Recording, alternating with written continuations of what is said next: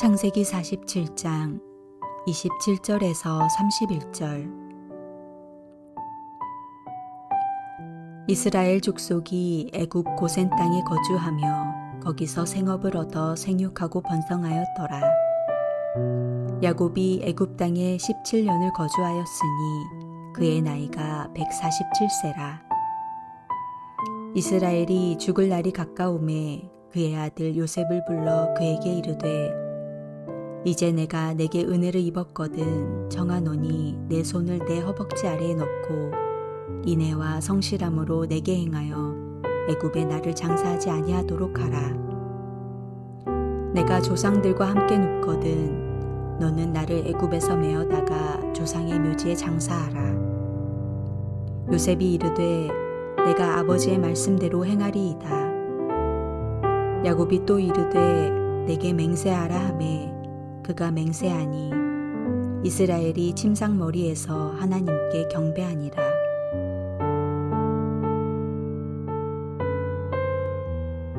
야곱은 생애의 마지막 17년을 행복하게 살았습니다. 풍성하게 살았습니다. 기근 속에서도 보호받고 살았습니다. 야곱의 가족은 이집트에서 극심한 흉년을 무사히 보내며 생육하고 번성합니다. 이제 더 이상 욕심에 휘둘리지도 않고 자녀들 때문에 눈물 흘리지도 않게 되었습니다. 안심하고 평안한 기쁨의 날들이 넘치게 되었습니다. 하지만 대가 없이 지불되는 것은 없습니다. 아무 일도 하지 않았는데 바로가 그냥 좋은 땅을 준 것이 아닙니다. 요셉에게 공로가 없었다면 바로가 그렇게 하지 않았을 것입니다.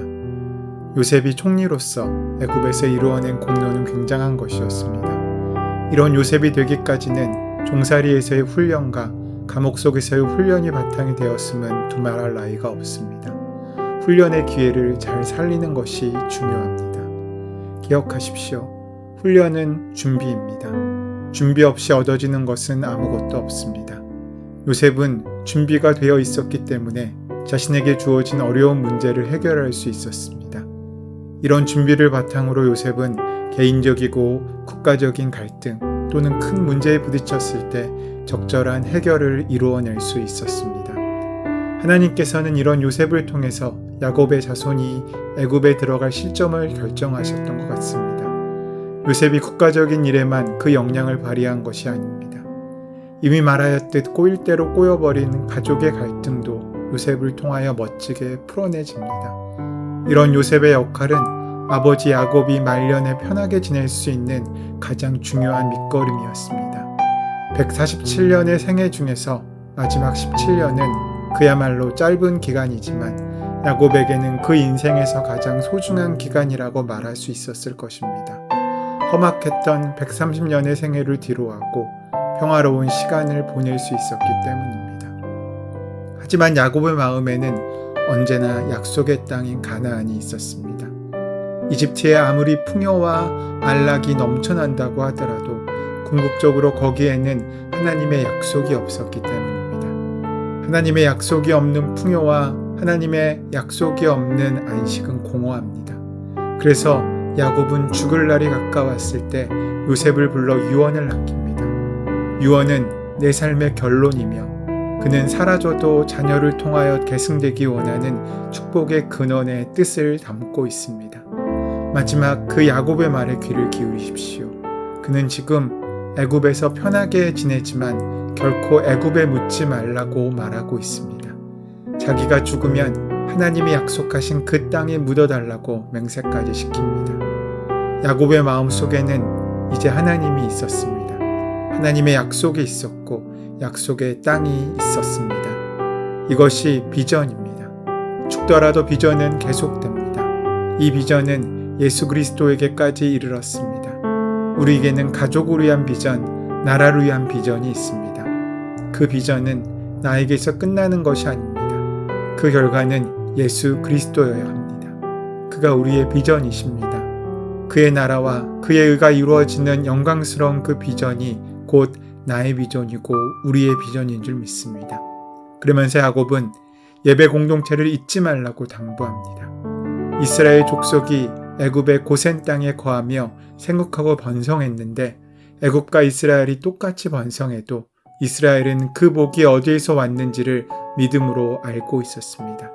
그들은 그들이 생육하고 번성한 이유가 먼저는 하나님의 은혜이고 두 번째는 조상들의 은혜이고 세 번째는 고센 공동체, 즉 예배 공동체의 은혜임을 깨닫게 되었습니다. 요셉이 고난과 용서를 통해 예수님의 표상이 되고 그로 인해 애굽도 이스라엘도 복을 받게 된 것입니다. 요셉처럼 확실한 체험을 가진 믿음의 사람이 복 있는 사람이고 이런 믿음의 사람이 모인 예배 공동체가 복을 누리는 천국이 됩니다. 예배 공동체가 중요한 이유는 환경에 장사가 없기 때문입니다. 야곱이 애굽 땅에 17년을 거하며 흉년이 끝났어도 가나안에 돌아가지 않았습니다. 야곱도 되었다함이 없어도 이스라엘과 야곱을 왔다 갔다 하며 하나님이 원하시는 거룩의 땅에 겨우 턱걸이하면서 갔습니다. 번성한 애굽에서 그대로 살고 싶었을 때는 야곱이고 하나님의 약속을 기억하며 유언을 할 때는 이스라엘로 그 이름이 바뀝니다. 환경에는 장사가 없습니다. 요셉이 통치가 계속되자 가족들 하나하나 모두 다 풍요롭게 되고 그 땅은 복의 땅처럼 보이게 되었습니다. 이스라엘이 생육하고 번성할 때는 애굽을 떠나지 못하다가 400년 후 요셉을 알지 못하는 새 왕이 일어나 학대를 하고 고난이 시작되니 그들은 그 땅을 떠날 결심을 합니다. 이 세상에 다가 아니고 천국은 반드시 있습니다. 외적으로 편히 눈 감을 수 있는 환경이지만 야곱에게는 장사 지내는 것이 문제였습니다. 애굽의 장래 풍습대로 화려하게 치를 수도 있었는데 애굽에 장사하지 말고 조상들이 묻힌 가나안 땅 선영에 장사하라고 부탁하고 있습니다. 이 땅에 수고를 마치고 천국을 사모하게 된 야곱이 가나안 땅을 기업으로 주신다는 하나님의 약속을 끝까지 붙들고 있었던 것입니다. 가나안 막벨라 굴 선영에 묻혀서 자손들이 오가며 약속의 땅을 기억하게 한 것입니다. 하나님께서 4대 만에 돌아오리라 하셨기에 약속이 당대에는 이루어지지 않을 것을 알았습니다. 내 가족의 구원이 당대에 이루어지지 않아도 내가 갈 천국에 너도 반드시 있어야 한다고 약속의 땅을 기억하게 하는 유언을 하고 있는 것입니다. 야곱은 믿음으로 이집트행을 결정했지만 또한 하나님께서 그 자손들을 그곳에서 이끌어내실 것도 믿었습니다. 이러한 믿음은 요셉에게도 전해져 그 역시 이스라엘 자손들이 이집트를 나갈 때 자신의 해골도 같이 메고 나갈 것을 당부합니다. 이와 같이 이스라엘 자손들은 이집트에 살면서도 믿음으로 가나안을 지향하는 삶을 살아야 했습니다.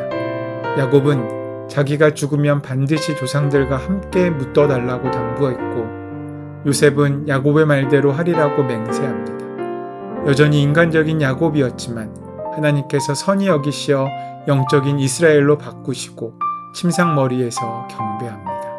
내 가족, 내 자녀의 구원이 억지로 되는 것이 아니지만 그럼에도 맹세를 지켜야 합니다. 사람이 마음에 믿어 의에 이르고 입으로 시인하여 구원에 이른다고 성경은 말씀하셨습니다. 부족해도 우리는 천국을 소망해야 되고 그곳에 갈 것을 입으로 시인해야 할 것입니다. 야곱이 약속의 땅 가나안을 바라보며 유언을 한 것처럼 구원받고 반드시 천국에서 만나자고 하는 것이 가족에게 영생을 선물하는 사랑의 유언입니다. 이집트에 자리 잡은 야곱과 요셉이 가나안을 지향했던 것은 오늘 우리가 하나님 나라를 소망하는 것과 닮았습니다. 지금 우리에게 허락된 삶의 터전도 충분히 풍요롭고 매력적일 수 있습니다. 하지만 우리는 더 큰 미래를 볼 수 있어야 합니다. 더 자유롭고 영광스러운 삶을 소망하기에 오늘 하루의 삶을 감사하며 그 감사를 누리며 세상에 동화되거나 지배당하지 않는 하나님의 구별된 백성으로서의 삶을 살 수 있게 될 것이라는 것입니다. 하나님께서 주시는 소망을 품었기에 오늘의 현실은 마냥 순응하고 추종할 대상이 아니라 극복의 대상이요 변혁의 대상입니다. 그런 면에서 하나님 나라를 지향하는 삶은 믿음으로 오늘의 유혹과 압력을 거스르는 삶이기도 합니다.